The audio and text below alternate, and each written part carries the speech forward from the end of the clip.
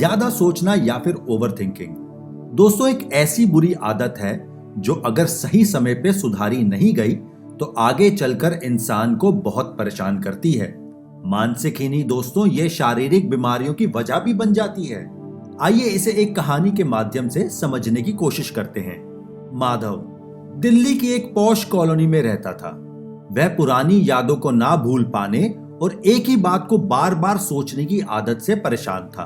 अगर किसी ने उससे कुछ कहा या उसके साथ कुछ गलत हुआ तो वह बस पूरे दिन उसी एक घटना के बारे में सोचता रहता, और कुछ भी काम करना हो तो बस यही सोचता कि वो काम सही होगा या गलत।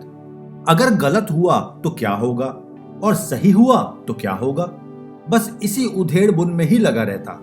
उसके दिमाग में हर वक्त वही बात घूमती रहती और फिर वह अपने साथ हुई बुरी घटना के लिए अपनी किस्मत और भगवान को कोसता, या वह अपनी ज्यादा सोचने की आदत के कारण उस व्यक्ति से बदला लेने के बारे में सोचता रहता जिसने उससे कुछ कहा था या उसके साथ कुछ गलत किया था।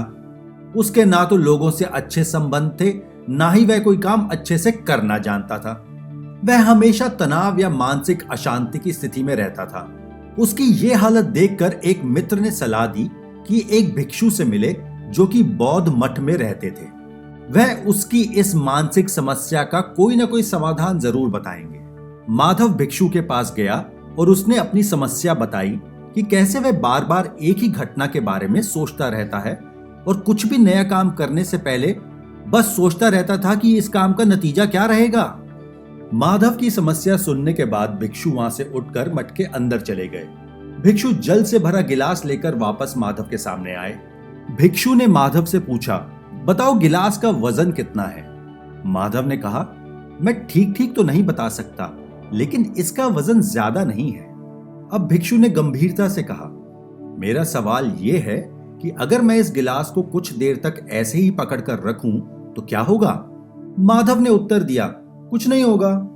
भिक्षु ने फिर पूछा, अगर मैं इस गिलास को 1 घंटे तक ऐसे ही पकड़े रहूं तो क्या होगा? माधव ने कहा, आपका हाथ दुखने लगेगा। भिक्षु ने फिर पूछा, अगर मैं इस गिलास को पूरे दिन ऐसे ही पकड़े रहूं तो क्या होगा? माधव ने गंभीर स्वर में उत्तर दिया, आप इस पानी के गिलास को ज्यादा देर तक नहीं पकड़ पाएंगे। आपके हाथ में दर्द होना शुरू हो जाएगा और हो सकता है आपके हाथ से गिलास छूटकर नीचे गिर जाए।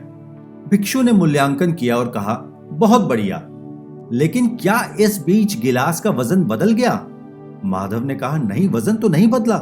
भिक्षु ने फिर पूछा, फिर मेरे हाथ में दर्द और गिलास पकड़ने में कठिनाई क्यों होगी? माधव ने उत्तर दिया, क्योंकि आपने बहुत देर तक गिलास को पकड़े रखा है। भिक्षु ने फिर पूछा, अब मुझे इस दर्द से छुटकारा पाने के लिए क्या करना चाहिए? आप गिलास को नीचे रख दें, माधव ने कहा। भिक्षु ने कहा, बिल्कुल यही बात है। जिंदगी में परेशानियां तो वैसे ही हैं, आपको बस उन्हें कुछ समय के लिए अपने दिमाग में रखना है और फिर उन्हें नीचे रख देना है। ज्यादा देर तक रोक कर ना रखें, अन्यथा वो आपकी नसों को ठीक उसी तरह नुकसान पहुंचाएंगे जैसे पानी का गिलास लंबे समय तक रखे रहने पर हाल हो जाता है। दोस्तों, काफी प्रेरणादायक कहानी है ये काफी जरूरी है कि हम अपने अतीत की चीजों को देखें, पर उससे भी ज्यादा जरूरी है उनसे सीख लेके आगे बढ़ना, ना कि बस उन्हें पकड़कर बैठे रहना। क्योंकि अगर पकड़ के बैठे रहे तो मानसिक तनाव और जीवन में दर्द के अलावा कुछ नहीं मिलेगा। ज्यादा सोचना बंद करने का तरीका बहुत सिंपल है। पहले तो आपको समझना होगा कि ज्यादा सोचने का कारण क्या है। कभी कभी हम अपने दिमाग में अनेक विचार लेकर उलझन में पड़ जाते हैं, जिसकी वजह से हमें परेशानी होती है। पहला कदम होगा अपने विचारों को सुधारने का। आपको अपने विचारों को सकारात्मक बनाने की कोशिश करनी होगी। जब आपको कोई नकारात्मक या परेशान करने वाला विचार आए तो तुरंत उसे दूर भगा दें और अच्छे विचारों पर ध्यान दें। आप अपने आसपास के सुखद वातावरण को भी ध्यान से देख के अच्छी थिंकिंग पैदा कर सकते हैं। दूसरी बात, एक्सरसाइज और ध्यान। थोड़ी सी एक्सरसाइज या ध्यान रोजाना आपके दिमाग को शांत और स्थिर रखता है। इससे आपका मन संतुष्ट रहेगा और ज्यादा सोचना कम होगा।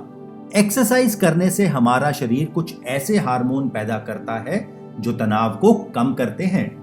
अंत में अपने दोस्तों या परिवार से बात करें। अपने दिल की बात साझा करना तनाव को कम करने का एक अच्छा तरीका है। इन तरीकों में अमल लाना शुरू करने से आपको एहसास होगा कि ज्यादा सोचना कम हो गया है और आपका मन शांत हो गया है।